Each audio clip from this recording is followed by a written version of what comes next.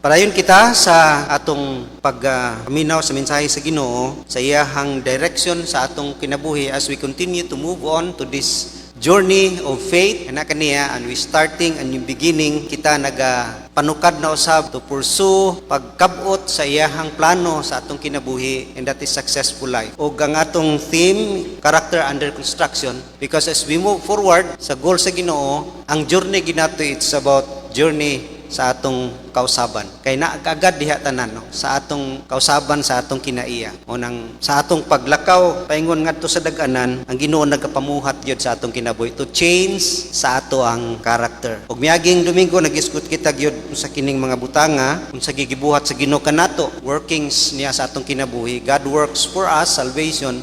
God works in us sa sulod. He works inside our hearts, our character, and that is sanctification, to sanctify us, to purify us, to make us holy. Niya glorification, He can work through us. Aron kita magamit, ma-fulfill ang iyahang plano sa matag usa kanato sa atong pagkinabuhi diha kaniya. And that is successful life and fruitful life. Padayon kita and naguluhan kini og guarding our heart, ang basis sa atong karakter ang atog yung kasing-kasing. Pareha sa lumba nga atong giingon gid nga ang kinabuhi daw sama kinig lumba nga natay kabuoton. Kung sa pag-apil nato sa lumba, kung dili healthy ang atong heart, kana bitong mapil kas basketball, kinahanglan condition gani imong heart kay nakay heart problem na naay daghay na hitabuan na nga na-collapse, namatay gid sila sa ilahang pagdula. The same sa atong kinabuhi nga kung problematic ang atong heart, na ay heart problem, we cannot move. Without a healthy heart, spiritual heart, we cannot move forward sa plano sa Ginoo sa atong mga kinabuhi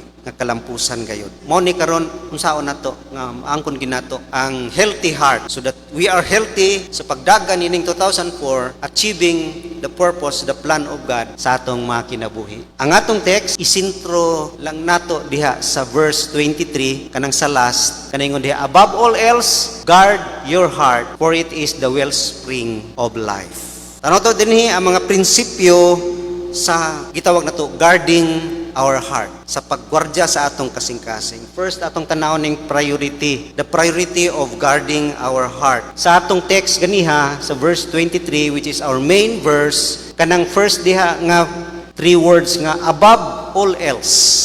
Meaning, ang pag-guard sa atong heart, it is a top priority. Kaya above man siya sa tanan. Above all else, pag top priority, importante gid kay siya. It is valuable to God. Para sa Ginoo, extremely valuable sa iyaha ang atong paggwardya sa atong kasing-kasing. Para kaniya kinahanglan gayud, no? It must be your top priority. Kay mao kanay ako yung ginatanaw. Mao kanay kinahanglan number 1 ninyo gyud nga tinguha ang pagwardya sa atong kasing-kasing, to guard our heart. It is valuable to Him and it is vital to our growth. O ganinang healthy atong heart, mutubo kita o mo kabot kita, makaaway kita sa kalaban o mo tubo gyud ang atong pagkinabuhi, muswag gyud ang atong pagkinabuhi spiritual diya sa Ginoo. Kung tanaw nimo sa text, kung balik ko na itong sa taas, ang significance ani, sa verse 20, gina-repeat niya. Iyon siya nga, pay attention niya. Sa sunod na po niya siya, listen to these words. Una nang ingon siya above all else. Sa verse 20, makita ginato nga importante gid sa Ginoo kayo,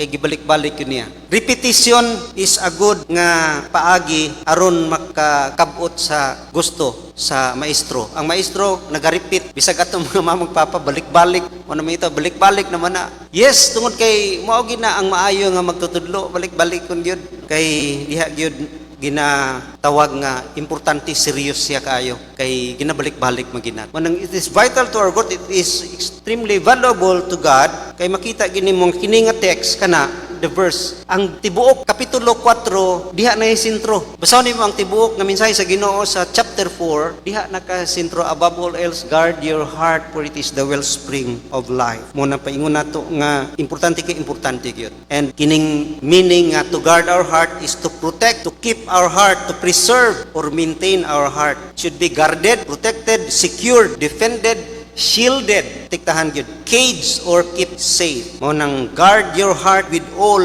guardedness. Kung imo yung kuno nang ginumurag nagdasig gyud siya nga with all vigilance, kanang vigil magmatngon gyud, all watchfulness, bantayan gyud, all diligence, haguan gyud ang pagprotektar o pagdepinsaan ng atong heart with all attentiveness, paminaw gyud no bantayan gina siya. Mo nang priority gyud sa atong kinabuhi ni above all else, to guard our heart. Guard it above all other responsibilities.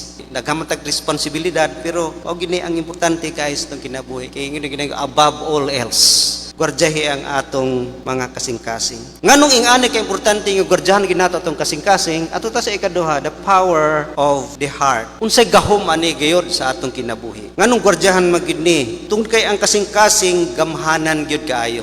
Asa ang gahom niya sa iyang impact sa atong kinabuhi. Balik ta sa atong text, above all else guard your heart. Mao na diha importante nga atong tanan, for it is the wellspring of life. Pag-express ani sa mga translation. Sa NIV, mao ni siya, it is a wellspring. Wellspring. Mao'y tinubdan. Wellspring sa tubig, no? Diha gikan tanan. Source sa tubig. Sa ESV kay, keep your heart with all vigilance, for from it flows the springs of life. From it flows the springs of life. Unya sa King James, keep thy heart with all diligence, for out of it are the issues of life. Are the issues of life. Sa NLT mo nindot po kayo kay siya, guard your affections, for they influence everything else in your life. Influence ang igamit. Mo nang dako kayo impact kini sa atong pagkinabuhi. Physical heart i-compare na to ha. Ang physical heart na to kini kasing-kasing naga-pump ni og blood, ma-distribute sa tanang organ sa atong lawas. Pag-clog gani ang atong heart, masakiton gyud ka. Nay barado sa mga taba, litson, kolesterol, mao nang magkasakit ang atong heart. Mahitabo bypass operation unsa pa nga mga ginahimo no sa doktor. Masakiton sickly gyud ang atong heart ug posible pa mo hinungdan sa kamatayon, physical. Mao na ang trabaho sa heart, mo impact siya sa tibok organ sa lawas. Mao po niya atong spiritual heart. It means nga he is the center and core of our being. Sa spiritual nga bahin, dili ang heart kini kasing-kasing. The core of our being, kinitibukan sa atong kinabuhi, ang center niya na mo na gitawag nga heart. It represents the seat of personality. Mo nang the center gyud siya sa atong kinabuhi. Unsay mga butang anong importante gyud kini gwardiyahan? Ang una gyud, everything flows from it. Tanan diha gikan. Pag ingon tag everything, tanan gikan sa sulod. Sa atong heart, sulod man. Tanan sulod sa atong kinabuhi, diha gikan. Mag-spring diha. Who we are, what we are inwardly, mao pud na ang mugawas sa atong kinabuhi. In your mind, sa atong nahuna, sa atong affection, sa atong kabubuton, sa atong desire, diha gikan sa heart. Mo nang the heart determines everything about you. Siya ang magdetermine kung unsa ka, kinsa ka. In other words, the heart is who and what you are. Unsa ka, kinsa ka, diha imong kasing-kasing ang mag-ingon ni ana. Mo nang you are not what you think you are, but what you think you are. Sa isa to hunahuna na to, ikaw na, pero unsa imong ginahuna, ingon diha sa Proverbs 23:7, for he is the kind of man who is always thinking about the cost, eat and drink. He says to you, but his heart is not with you. Tanawa, sa iyang giingon, dili mao sa iyang heart. Sa ato pa, ang heart ang magdetermine kung kinsa ka. Dili ang kanang unsay imong pagtuo sa imong kaugalingon. Siya ang gyud ang makapadayag kung kinsa gyud kita, who you are. Diha sa atong heart, diha ang atong mga desires, atong passions. Even ang atong ginapili diha gikan. Mo nang careful ta unsay atong gipangsulod kay unsay naa sa sulod mao poy mugawas sa atong kasing-kasing. It determines our attitude. Unsa nasa imong heart, mao magina imong attitude. Giingon nga life is 10% what happens to you. 90% how you react to what happens to you. Tungod sa lain nilang kinaiya, pero imong kinaiya makapatay nimo kay depende na sa imong reaction. Depende na sa atong reaction, sa atong attitude sa mga butang nga gitira sa tuwa. Mao nang diha gyud sa attitude makita unsa naa sa atong kasing-kasing. Mo nang if we have a bad attitude, murag ginigligid nga pag flat di kina kairog. Mo na ang makita nato nga it determines our attitude. Ug mao kini ang makita ginato karong mga panahona. Labi na daghay nag-claim nga Kristiyanon pero ang ilahang attitude murag lahi man sa ilahang gi-claim kay dili mao ang ilahang attitude, ang ilahang heart. A heart nagaproduce, wellspring siya nagaproduce og water. Mo nang unsa nga water nga imong gi-produce, makanores, matagbaw ang mga nanginom or dirty noon. Masakit noon ang mga tao kay polluted nga water ang nigawas sa imuhang kinabuhi. Magkalibah nga noon. Mo nang determines our attitude. Niya all our choices, ang tanan nato nga mga choices ug tanan nato nga ginabuhat diha gyud sa atong heart gikan. Mo nang magpadaogon sa atong mga choices kini ang atong heart no. Kung gusto nato mao gina atong buhaton kay mo man ang atong gusto, ang atong desire, ang atong passion, mo magina ang atong buhaton, no? Mo nang musumpaki kanunay sa kaubuton sa Ginoo tungod kay ang atong desire dili man heartbeat sa Ginoo. Ang atong heartbeat dili man parehas ang heartbeat. Lain man na iyang gusto sa imuha, nya imong gusto mo ni akong hilig gyud Lord. Ganahan gyud ko ani labi na mga butang diri sa kalibutan. Mo nang nagdetermine sa atong desire. Mo nang unsa nga atong mga choices atong gipili ini nga panahon na daghan kayo choices nga atong ginahimo mo apekto ni sa atong pagkinabuhi sa unahan because it comes from a wrong heart. Gikan sa di maaw ng kasing-kasing. O nang it determines our choices and all we do. Ikaduha, it determines the course of our life. Mo ning bugat-bugat. Ang dagan sa imong kinabuhi sa unahan, mag-agad gid sa imong kasing-kasing. The same sa pag kinabuhi sa mga Israelites, nagdepende gid sa ilang heart. Ang ilang heart talawan, ang ilang heart maduha-duhaon, marang wa gid sila kalapos ang uban dito sa promised land. Determine the course of your life kay asa ka padulong destinasyon nag-agad gina sa atong kasing-kasing. Importante kay nga tanawon gid sa atong pagkinabuhi. Determines the course of our life. Munang the heart is the master control sa atong kinabuhi. Pag wrong heart produces wrong life. If you allow sin in your heart, mapulyot ang imong entire life, wrong life na polluted naman. And also nganong importante gid ni kaayo sa atong kinabuhi because it is deceitful. Ingon sa Jeremiah 79, nganong kinahanglan gyud i-guard nato atong heart kay deceitful lang atong kasing-kasing. Ingon diha, the heart is deceitful above all things and beyond cure. Who can understand it? Ang kasing-kasing tikasan gina o wa gyud maka-understand ana bisag kita. Iban mingon kasabot man ko gyud sa akong kasing-kasing. Ginoo ray makasabot ingon diha. Di kita ka sabot sa atong kasing-kasing. Everything that defiles comes from the heart. Ingon diha sa Matthew 15:19. For out of the heart comes evil thoughts, murder, adultery, sexual immorality, theft, false testimony, slander. Muna ingon gyud sa Ginoo diha. Sa taasan nga verse Matthew 15:18, ang makapahugaw sa tao dili ang musulod, dili sa gikaon, kundi unsay ni gawas sa iyang kinabuhi. Dili sa gikaon, kundi unsay gisulod nato dito sa atong heart paingon. Mao nay makahugaw kanato. Diha na gikan tanan kung mao nay mga isulod nato, mao pud nay mo gawas. Mga basura ang gisulod niyo, basura gyud amo gawas. Mo na siya ang mga resulta sa heart nga masakiton, fearful heart, hopeless heart. O nang di gyud masaligan ang atong heart. Kining feelings di masaligan kay naay daghay good feelings. Daghay mga good feelings nga nisampot sa frustrations. Kay dili siya mao basihan. Maayo ni murag nindot gyud ni good feelings, pero daghay good feelings nga harmful sa atong kinabuhi. O nang we are free to put anything sa atong heart, ang delikado kung kini nag-agad sa atong emosyon. O nang usahay ang emosyon magpasulabi, mahimo yung di maayo ang resulta nini. O nang deceitful lang atong heart, careful gyud ta unsay mosulod diha. Daghang kay mga butang nga pwede mosulod sa atong kasing-kasing. Dili man nagikaon mo nang ingon si Jesus, di man ang pagwasog hands, dili man ang pagkaon anang mga karne ang makadaot nimo, kundi kanagikan sa imong mata, sa imong gitanaw, TV sa imong gitanaw, pornography, sulod sa imong heart, mo create na og immorality.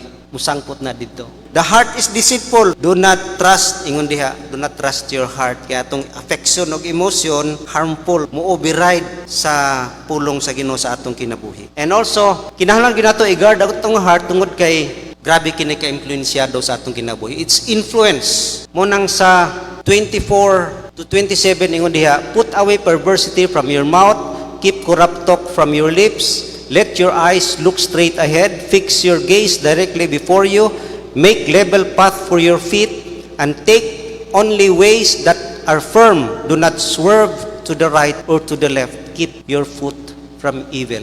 Ang heart mo influensya tanan parte sa atong lawas. Motingon ako ganiha, distribute siya og blood tanan organ sa atong lawas. Mo pump siya, mo affect no sa entire body. Mapud sa atong kinabuhi, ang sentro sa atong kinabuhi, ang atong heart, mo apektar kini sa atong pagunahuna, sa atong pagsulti ug sa atong behavior, sa atong paglakaw. Mo apekta kini sa atong mouth, sa atong gisulti, mo nang nay kasuko sulod.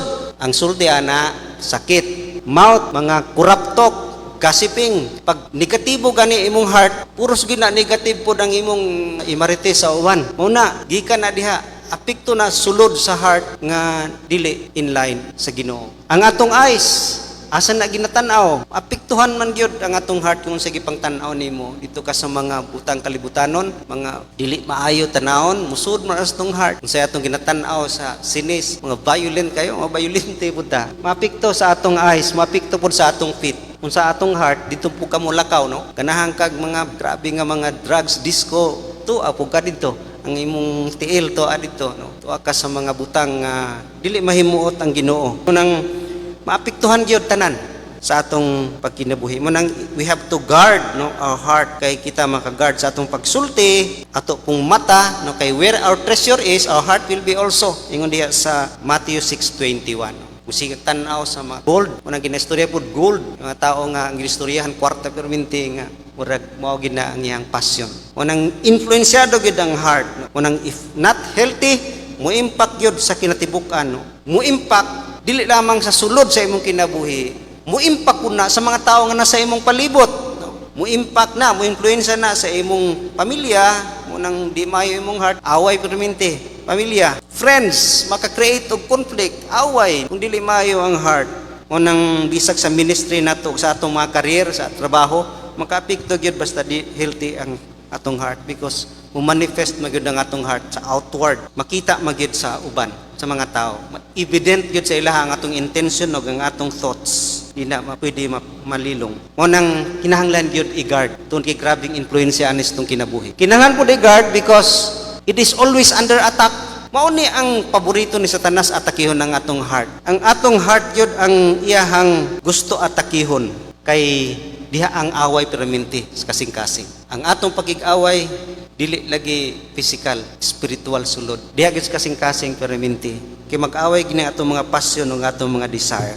Si Satanas ang iyahang tuyo gyud distraction, gubaon gyud niya ug diha gyud siya magsugod sa atong heart. Og sometimes magmadaogon siya diha kay iyang trabaho sa inside job nga trabaho. Di ta ko say kamatngon nga kita na di ay giatake na kay wala lang sa to, okay ra na wala. Di man ka sensitibo sa mga pagpamuhat sa yawa nga giatake na day atong kasing-kasing. Munang pinaagi sa mga cravings nato sa atong flesh, no, that is the attack of Satan, no, nga dalon kita niya nga dili protektado ang atong kasing-kasing. Permanente open. Unang permanente open atong kasing-kasing, always attack gina si Satanas pagpamuhat. Kung di ta aware nga ang atong pakig-away diha kay mao gid na sentro. Munang giingon kay nato nga the heart of the problem is the problem of the heart. Kay diha magid magka-problema sa atong kasing-kasing. Pag problematic atong kasing-kasing, mao gid ni dako nga problema. Munang atakihon ni Satanas kay diha ang ugat sa tanang problema ang atong kasing-kasing. Unya kini po importante kayo, we must guard our heart tungod kay it will become hard. Di gani nato i-guard atong heart og sige nato tagutan sa Satanas magsig-atake sa atong kasing-kasing, mahimo ni madugay gahi nga hantod nga ang mga good things nga nisud mapulihan og mga bad things kay sige man nimo pasudlon musud ang bad things ma-replace tong good things mo nang the more wa na kay feeling sa good things gahi na puros, no, gahi na tanan, the more harder na pud ka kabalik.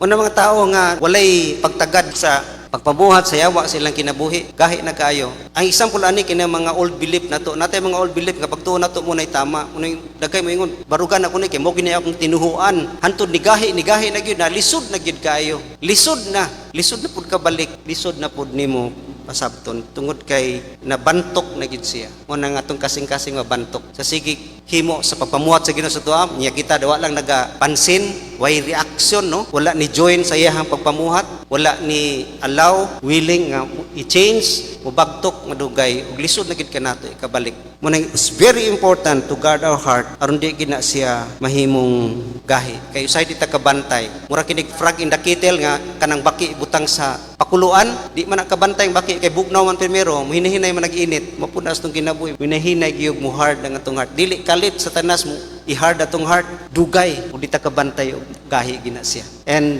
lastly, importante gyud i-guard atong heart kay diha gyud ang gitanaw sa Ginoo ang atong heart. Ingon diha sa 1 Samuel 16:7, but the Lord said to Samuel, do not consider his appearance or his height, for I have rejected him. The Lord does not look at the things man looks at. Man looks at the outward appearance, but the Lord looks at the heart. Wa nagtanaw ang Ginoo sa gawas, ang itanaw niya atong kasing-kasing. Ang Ginoo gyud ang ginatanaw niya atong kasing-kasing. It's not about what we do, unsa ka relihiyoso, maay mo worship, di nang gitanaw sa Ginoo, ang gitanaw sa imong kasing-kasing. Ang atong kasing-kasing, mo nang He looks at the heart. Our heart matters to God, mo nang gwardiyahan gid nato. Kay ang heart man gud diha siya mupuyo, diha pod siya mutudlo, diha pod siya mutim, mo nang importante gid kayo kaniya. Sa Old Testament ba, ang heart templo kanang Holy of Holies, inner sanctuary, kanang way makasuod dito, holy balaan gyud, no? Mao na ang secret place sa Ginoo. Diha siya mupuyo, diha siya mag-rule, diha siya mu-reign, diha siya magdumala, diya siya gayod makita sa atong kasing-kasing. O nang importante gid sa Ginoo ang ato yung kasing-kasing. It's a power, no, sa atong kinabuhi. Kay dili siya musulod kung dili pure ang atong heart. Mao nay pamaagi sa fellowship sa Ginoo. Di man ta maka-fellowship sa Ginoo ug natay sala.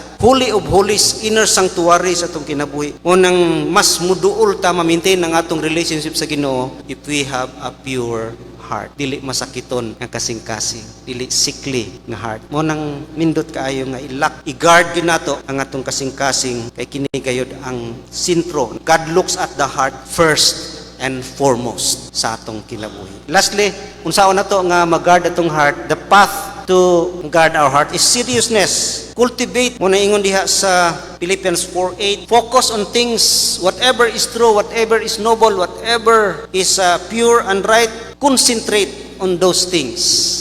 Unang i-cultivate nato atong heart gayud nga always mapuno sa mga butang nga langitnon, butang nga praiseworthy and noble and true. Feeling our heart, no, nga i-pursue gyud ang purity, avoid distraction sa atong heart. Munang kita serious kita maning kamot nga mapalayo sa mga butang nga makahugaw, makapulyot sa atong heart. Munang it needs seriousness to maintain a regular heart nga nagakonfess sa atong sin, naga-maintain og purity, and a repentant, nagapangayag pasaylo. And also, cultivate a good heart, resist and take out the trash, no? Ipananggalon ang mga di maayos tong kasing-kasing nga mo pile up na mudako mo na lingon nato kaniha. Sige kag sulod og jealousy, mo paingon sa tantrum, sige kag pasulod og lust, sangpot sa adultery, sige kag ang atong thoughts karon nga di maayo mo sangpot sa ugma, tomorrow's actions. Mo nang control, no, control our mouth, isa po na nga makahatag kanato